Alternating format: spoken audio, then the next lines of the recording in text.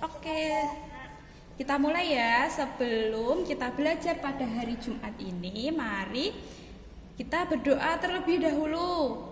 Berdoa dimulai.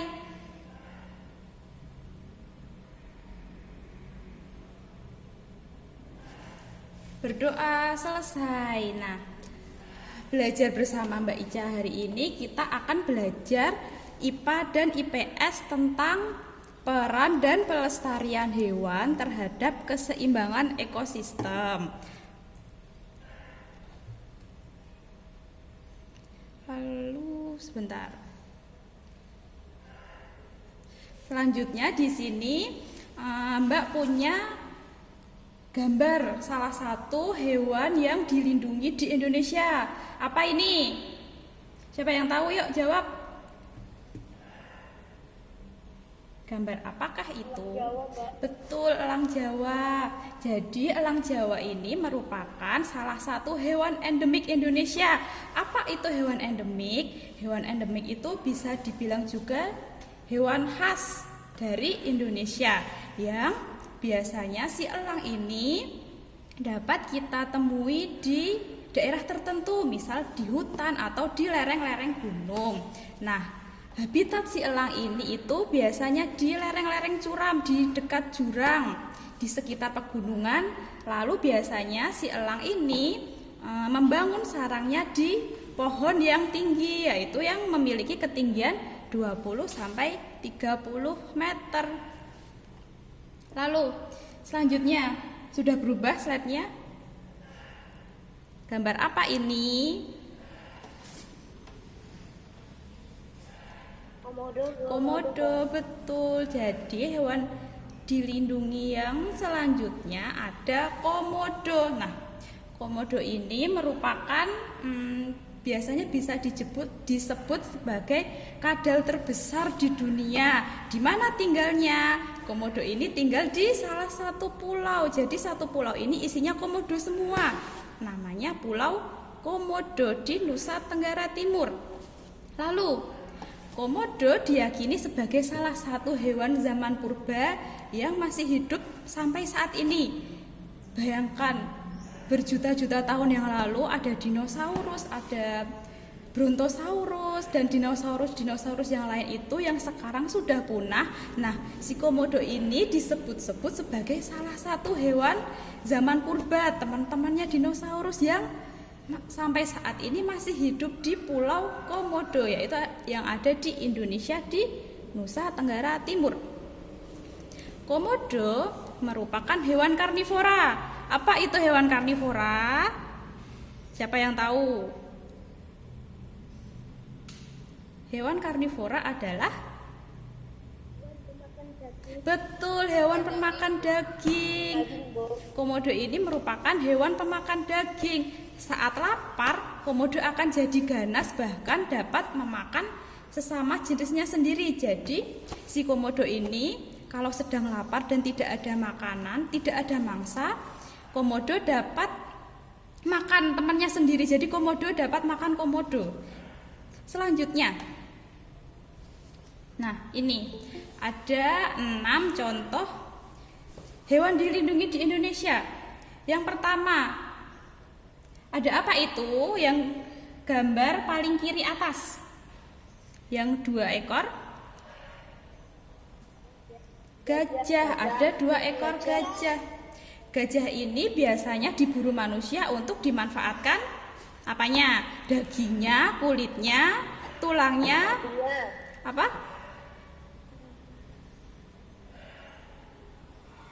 Dimanfaatkan daging. Daging apa gading? Ya, gajah itu diburu oleh manusia, biasanya diambil gadingnya. Gadingnya itu yang putih-putih itu loh, yang 2. Jadi si gajah ini ditembak, kemudian yang diambil hanya gadingnya. Lalu dikemanakan tubuhnya? Ya sudah, tubuhnya ditinggalkan begitu saja. Setelah si pemburu mendapatkan gadingnya, yang diambil hanya gadingnya saja. Lalu yang kedua, yang tengah, ada harimau Sumatera. Harimau Sumatera diburu manusia untuk dimanfaatkan apanya? Siapa yang tahu? Taring. Ya, taring bisa. Lalu apa lagi? Kulitnya. Betul, kulit, karena kulitnya ini coraknya khas, jadi mempunyai nilai seni. Lalu si pemburu-pemburu itu memburu harimau Sumatera untuk dimanfaatkan kulitnya dan taringnya untuk dibuat kerajinan.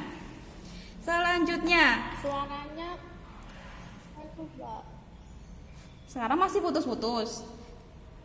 Suaranya ngelek. Oh Mbak, suaranya putus-putus. Sekarang masih putus-putus tidak?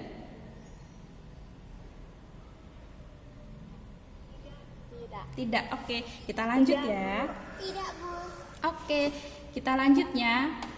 Hewan yang ketiga, ada apa itu? Yang kulitnya tebal. Badak bercula satu. Coba sekarang dicari culanya badak itu yang mana? Yang di mana? Di kepala Bu. Iya, di kepala, yang di dekat hidung. Si badak ini diburu manusia untuk dimanfaatkan culanya. Culanya untuk apa? Disebut-sebut cula badak itu berkhasiat untuk dijadikan obat. Jadi si badak ini diburu hanya diambil culanya saja. Lalu selanjutnya yang imut, yang matanya lebar, siapa itu? Apa namanya? Ayo, siapa yang tahu? Tarsius. Iya, betul, Tarsius. Tarsius itu merupakan salah satu hewan yang berasal dari Pulau Sulawesi. Tarsius ini bisa juga disebut sebagai monyet hantu. Selanjutnya ini yang seperti lumba-lumba. Apa itu?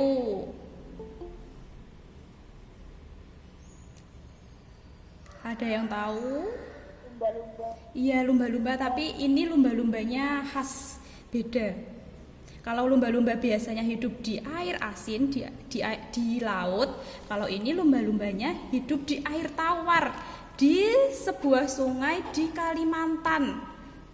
Namanya adalah pesut mahakam atau lumba-lumba air tawar. Hidupnya di Sungai Mahakam yang berada di Kalimantan. Yang terakhir yang seperti sapi, warnanya hitam tapi kurus. Apa itu? Siapa yang tahu? Banteng. Bukan. Namanya depannya A.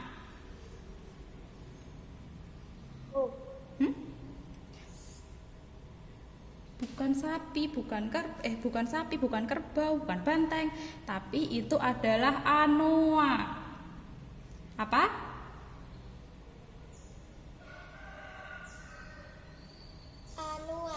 Betul, anoa juga binatang yang berasal dari Pulau Sulawesi. Selanjutnya, mengapa hewan-hewan tersebut dikatakan sebagai hewan langka? Putus-putus. Coba sekarang masih putus-putus tidak?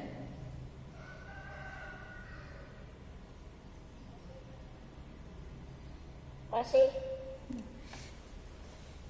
Nunggu sebentar lagi biar sinyalnya stabil.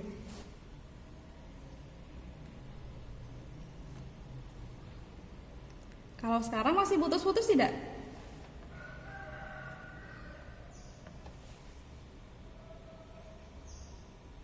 Halo? Halo? Tidak Bu. Oke, kita lanjut ya. Mengapa hewan? Tidak Mbak. Oke, kita lanjutkan. Mengapa hewan-hewan yang tadi itu dikatakan sebagai hewan langka? Jadi, hewan-hewan yang telah kita amati gambarnya tadi dikatakan sebagai hewan langka karena jumlahnya semakin sedikit, baik itu di alam liar maupun di penangkaran. Mengapa jumlah hewan-hewan tersebut lama-lama menjadi sedikit? Kita lanjut ke slide berikutnya.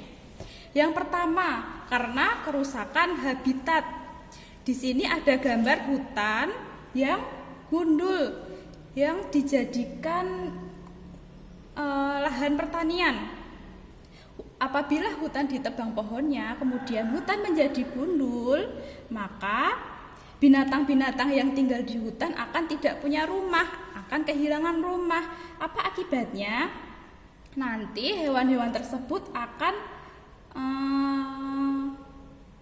ke perkampungan warga, akan mencari rumah, mencari makanan.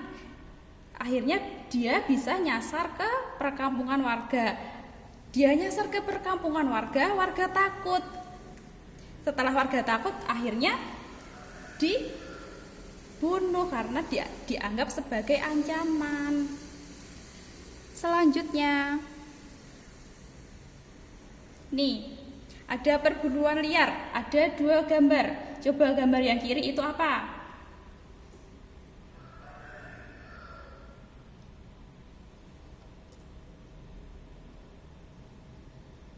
Gading gajah Betul. dan burung cendrawasih. Yang sebelah kiri adalah gambar gading gajah yang didapatkan dengan perburuan liar. Lalu gambar yang kanan itu ada gambar burung cendrawasih yang diawetkan untuk dijadikan pajangan karena bulu-bulunya yang indah. Selanjutnya, karena perubahan iklim, apabila terjadi musim kemarau yang panjang, maka akan terjadi kekeringan.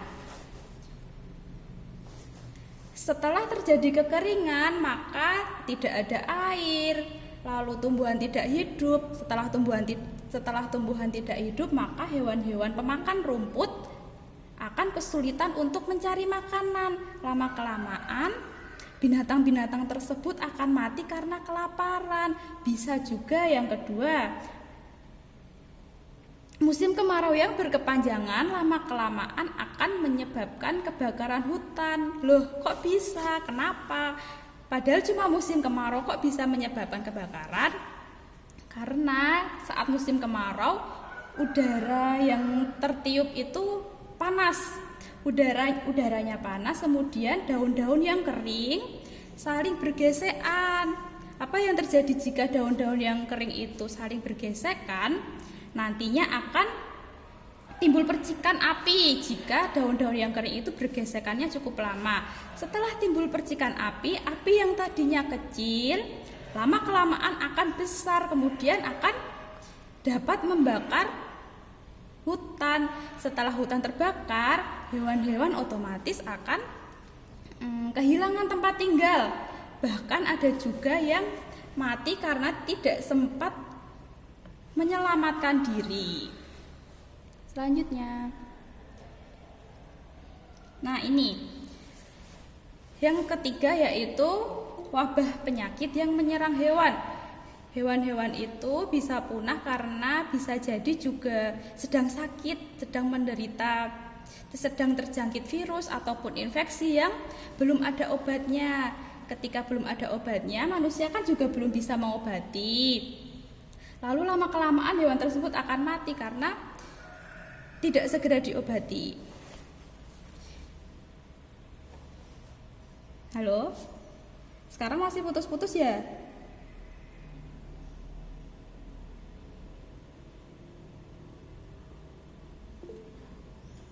Suaranya putus-putus.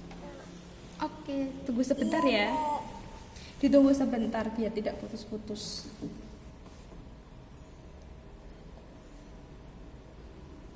Masih putus-putus? Halo. Masih, Kak. Oke, sebentar lagi ditunggu biar sinyalnya stabil.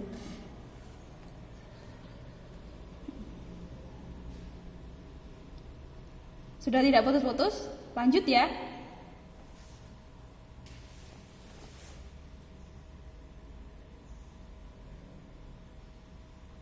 Boleh dilanjut? Ya, Kak. Oke, yuk next. Ini, Kak. Yang selanjutnya, bagaimana upaya melestarikan hewan-hewan langka tadi? Yang pertama, bisa melalui cara edukasi dan sosialisasi kepada masyarakat. Untuk apa? Untuk tidak melakukan perburuan liar agar hewan-hewan langka tadi bisa tetap lestari, bisa tetap ada. Kemudian yang kedua, bisa dengan cara melestarikan lingkungan. Contohnya, ada yang bisa menyebutkan contoh dari melestarikan lingkungan? Yang pertama, siapa? Menanam hutan yang gundul itu namanya apa? Depannya R.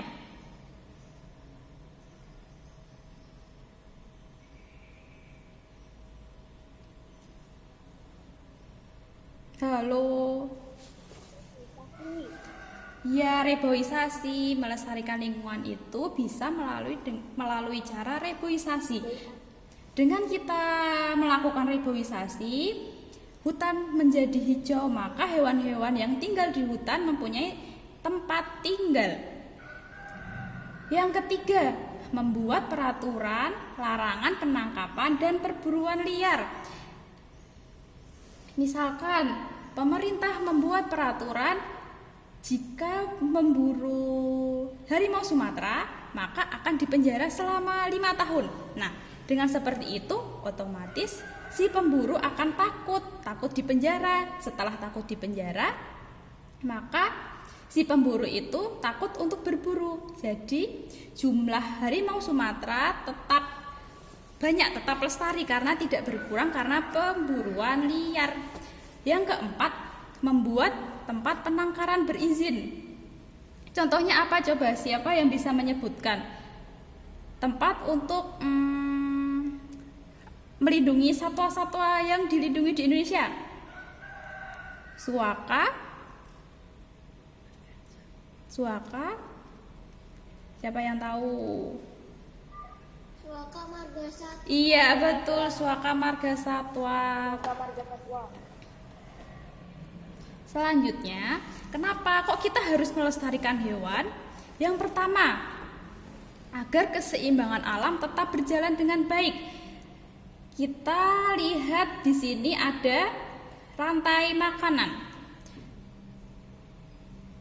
Di sini itu ada rumput dimakan oleh belalang dimakan tikus dimakan ular dimakan elang apabila sudah mati akan diurai oleh si pengurai di dalam tanah. Setelah diurai di dalam tanah, maka tanah akan menjadi subur. Tanah yang subur akan bagus untuk pertumbuhan rumput. Ini dinamakan rantai makanan yang berada di sawah. Kemudian, mari kita bayangkan apabila si elang ini diburu terus-terusan oleh manusia, kemudian jumlahnya habis. Apa yang akan terjadi? Ayo, siapa yang bisa menjawab?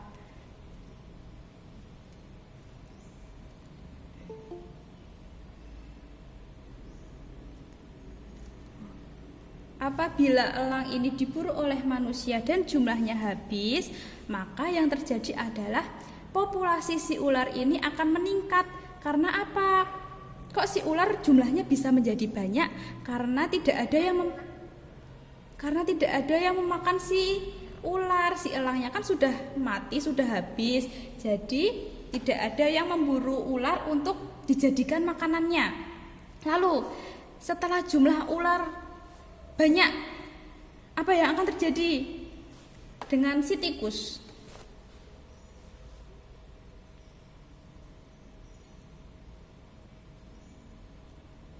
Halo.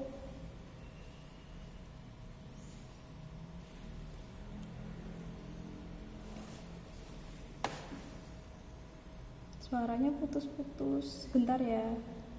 Populasi berkurang. Populasi apa?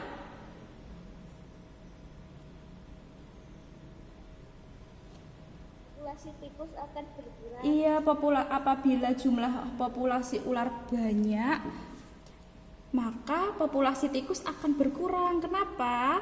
Karena si ular yang jumlahnya banyak tadi akan memburu tikus. Jadi lama-lama tikus akan habis karena dimakan oleh ular yang banyak itu. Selanjutnya yang terakhir, masih putus-putus suaranya.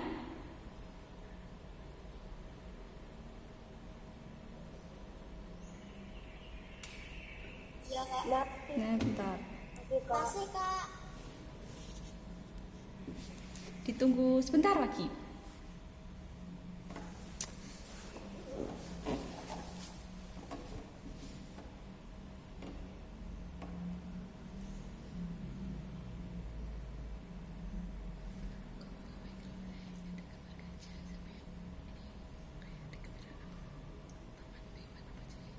Binatang. Sekarang masih putus-putus tidak?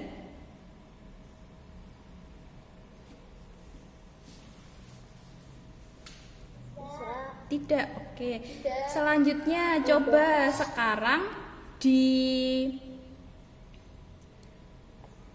slide materinya Mbak Ica ini ada gambar apa? Sudah terlihat belum?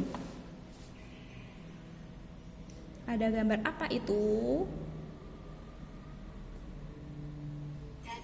Gajah, betul. Kira-kira itu gajahnya di mana? Kalau ada orang banyak seperti itu. Betul, di kebun binatang. Jadi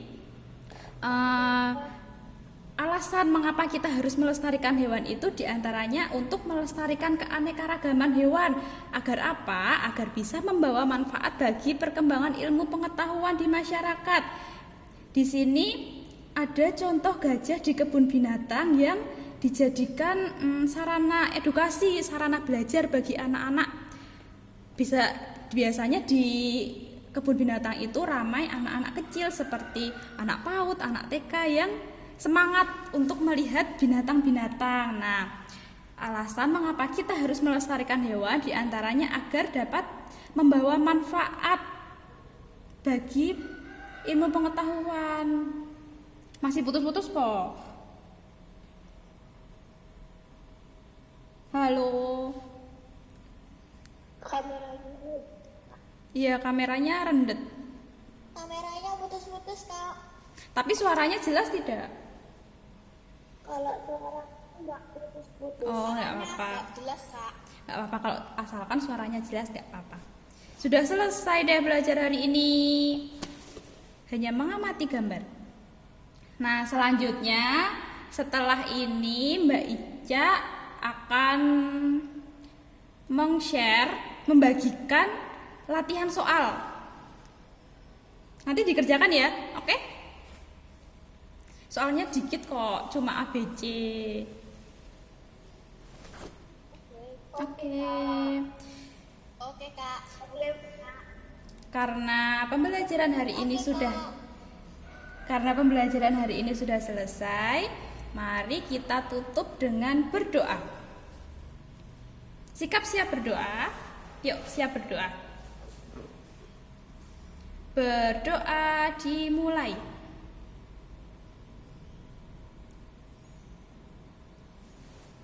Berdoa selesai. Sudah, terima kasih sudah ikut Google Meet. Mau foto tidak?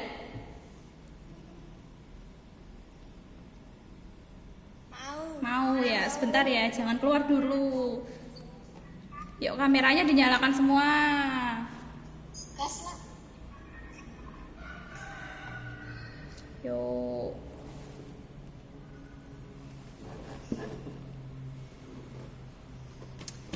Tunggu. Screenshotin dong.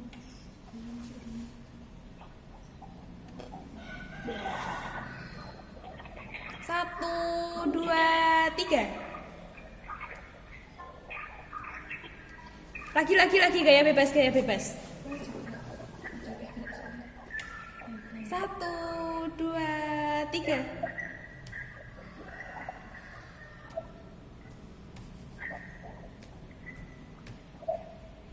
Sudah, terima kasih sudah ikut kelas. Selamat pagi, assalamualaikum. Sama-sama. Terima kasih, Mbak. Sama-sama semuanya. Boleh keluar Google Meet loh. Kalau mau ngobrol juga nggak apa-apa. Tapi habis ini mengerjakan latihan soal.